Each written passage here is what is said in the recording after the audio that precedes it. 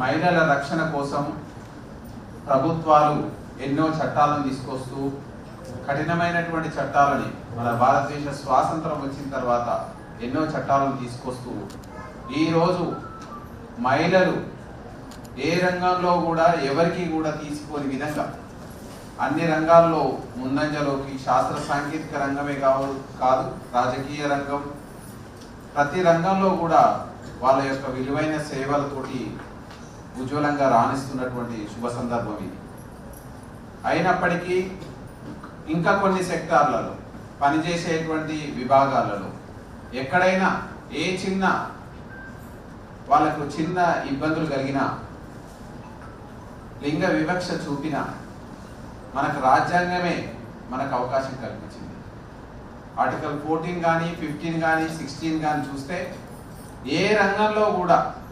లింగం పేరు మీద చెప్పి జెండర్ పేరు మీద చెప్పి ఎట్టి పరిస్థితుల్లోనూ వాళ్ళ యొక్క సమానత్వానికి కానీ